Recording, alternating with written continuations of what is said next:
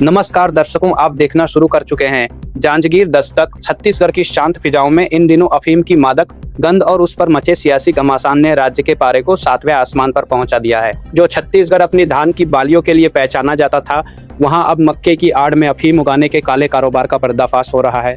दुर्ग से लेकर बलरामपुर तक सड़क से सदन तक संग्राम छिड़ा हुआ है। पुलिस की छापेमारी और सियासी गलियारों में मची खलबली के बीच अब बुलडोजर भी गरजना शुरू हो गया है। फूलों की आड़ में अफीम का साम्राज्य। मंगलवार 10 मार्च को बलरामपुर जिले के कुसमी थाना क्षेत्र से एक ऐसी खबर आई जिसने शासन प्रशासन की नींद उड़ा दी। त्रिपुरी के सरनाटोली गांव में करीब 5 एकड़ के विशाल रकबे में लहला रही अफीम की फसल को पुलिस और प्रशासनिक टीम ने जब्त किया है। हैरानी की बात यह है कि इस अवैध खेती का खुलासा ग्रामीणों की सूचना पर हुआ। स्थानीय ग्रामीणों ने बताया कि उन्हें खेत में फसल उगते हुए दिख रही थी, लेकिन वे इसे सामान्य समझ रहे थे। जब दुर्ग जिले में बीजेपी नेता विनायक ताम्रकार के खिलाफ अफीम की खेती को लेकर कार्रवाई की खबरें मोबाइल और टीवी पर चली, तब ग्रामीणों को एहसास हुआ कि उनके पड़ोस में भी कुछ वैसा ही अवैध खेल चल रहा है। इसके तुरंत बाद पुलिस को सूचना दी गई।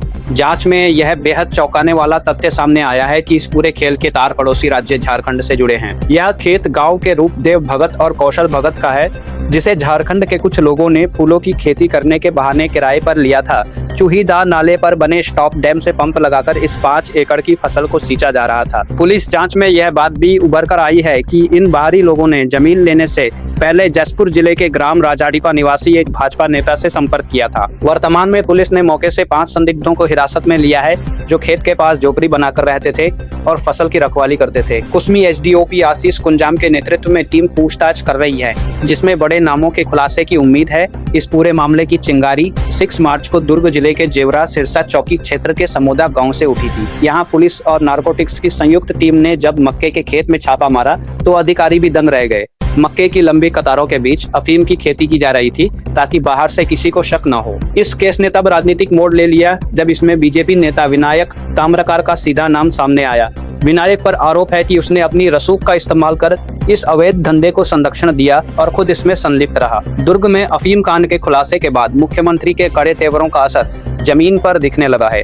आज जेवरा सिरसा क्षेत्र में प्रशासन का बुलडोजर गरजा। अफीम उगाने के आरोपी विनायक ताम्रकार के भाई ब्रिजेश ताम्रकार की अवैध दुकान को जमींदोज कर दिया गया। बताया जा रहा है कि ब्रिजेश ने सरकारी जमीन की 32 डिसमल जमीन पर पिछले 2 दशकों से अवैध कब्जा कर रखा था। भारी पुलिस बल की मौजूदगी में हुई इस कार्रवाई ने यह साफ कर दिया है कि अपराध के साथ साथ आर्थिक साम्राज्य पर भी चोट की जाएगी। छत्तीसगढ़ विधानसभा के बजट सत्र के दौरान भी यह मुद्दा गरमाया हुआ है। विपक्ष ने सरकार को घेरते हुए सवाल किया है कि आखिर पुलिस की नाक के नीचे इतने बड़े पैमाने पर नशीले पदार्थों की खेती कैसे हो रही थी। वहीं सत्ता पक्ष का कहना है कि उनकी सरकार ही है जो इन भूमाफियाओं और नशा तस्करों के खिलाफ जीरो टॉलरेंस की नीति अपना रही है, चाहे आरोपी किसी भी दल का क्यों न हो। बलरामपुर और दुर्ग की घटनाओं ने राज्य की आंतरिक सुरक्षा और खुफिया तंत्र पर बड़े सवाल खड़े किए हैं।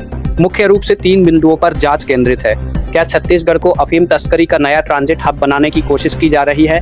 क्या इन तस्करों को स्थानीय नेताओं का वरदस्त प्राप्त है? झारखंड और छत्तीसगढ़ के बीच फैले इस नेटवर्क के मास्टरमाइंड तक पुलिस कब पहुंचेगी? पुलिस ने साफ किया है कि हिरासत में लिए गए 5 लोगों से पूछताछ के बाद कई बड़े चेहरों से नकाब उतर सकता है। फिलहाल पूरे प्रदेश की नजरें बलरामपुर पुलिस की अगली कार्रवाई पर टिकी है। इस खबर की अगली कार्रवाई के लिए हमारे चैनल को सब्सक्राइब जरूर करें। धन्यवाद।